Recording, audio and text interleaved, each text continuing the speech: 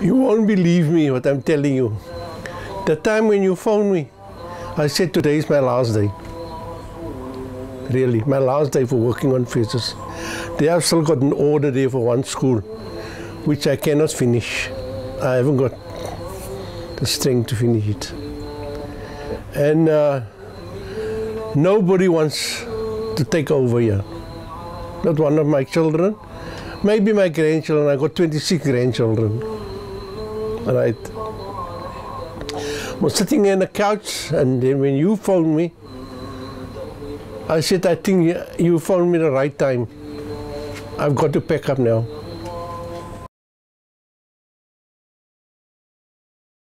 Let's start from the beginning. I come from the building trade, but building trade went too tough for me. And I was down in Johannesburg for 27 years. Worked for an insurance company.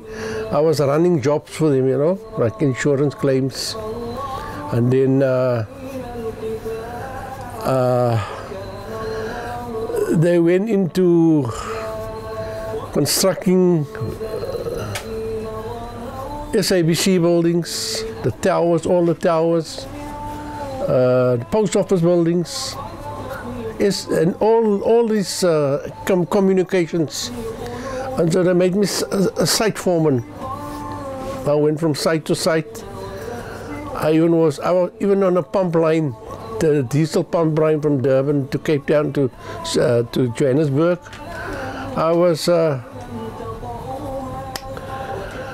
East Coast mine, working there as well. So when was this now? When we talking about? We're talking about 30, 40 years ago. Say 30 years ago. And then this work became too tough for me.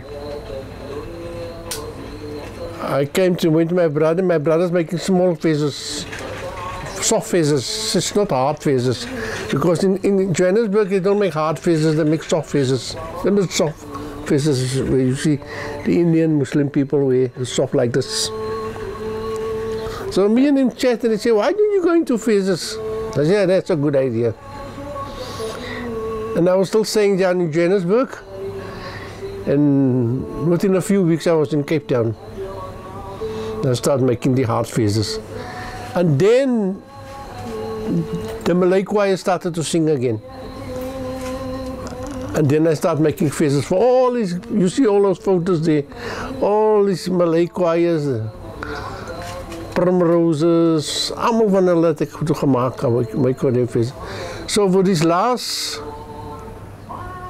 25 years I'm making fezzes for him. You see? I said to him yesterday, the day I'm finished with fezzes. I cannot go on, but my plan was to go to Fori, to Makassar. I got this piece of land there in Makassar. I was putting up a place there for me to work and retire there. Now the reason for me going there's a lot of buses coming in, just like a tourist attraction. And a lot of these people want this Indonesian fezzes, not the Malaysian fezzes, the Indonesian fezzes, which I'm also making. But we're not selling a lot here in Cape Town. Down there there want the Malaysian fezzes there. So I decided to put up a place there. But unfortunately, I never got there. Then the COVID came, so I must do something else. So how old are you now? I'm 76. And how long have you been making fezzes? Let's say about 23 to 25 years. And how did it come about that you gone into this trade?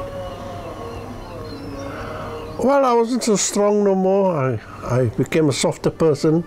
I couldn't handle rough work like building work no more. And I decided, because there's nobody in Cape Town that makes fezzes, so I decided I made all this, my own blocks, my molds, I made it all myself, you see.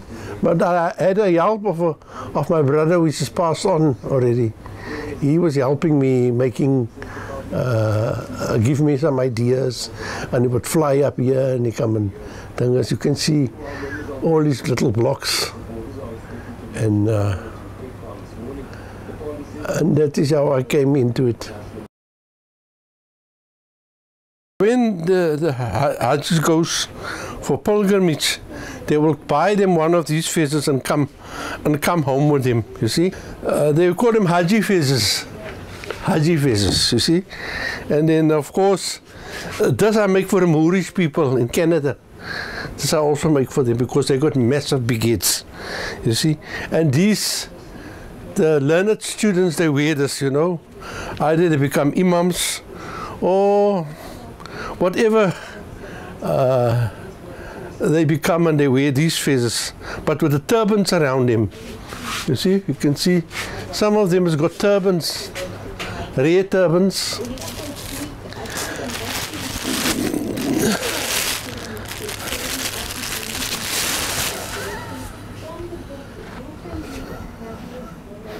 There we are. Red turbans.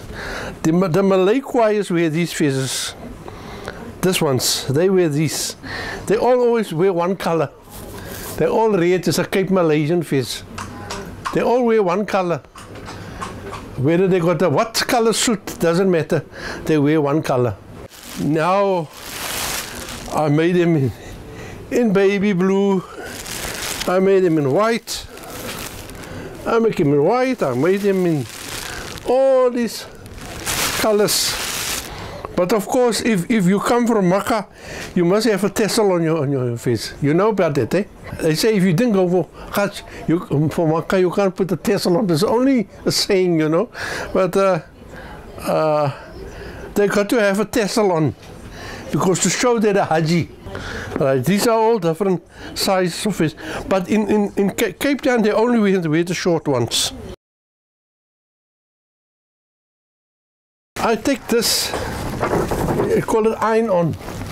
It's a kind of a fusing. I cut 3 pieces like that.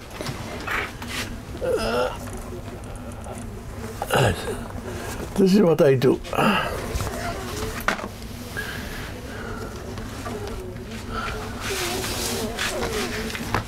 I take this, I cut 3 pieces and mark it out, and I put on top of one another. 3 of this to make this more stuff. And then I take this 3 pieces and I put it in this machine. This is what they call a fusing machine. The size, whatever size you want, the 21, 22, 23 and a half. And then once it's on there, I put it over the block.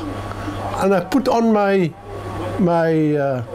spider web, I blow it on there, and then I take a material and I pull it over there, and I steam it on, and that will stick onto my dry glue. And then when it comes off, I'll cut it off, and when it's all cut off and the edge is smooth, I'll sew it on here. You see?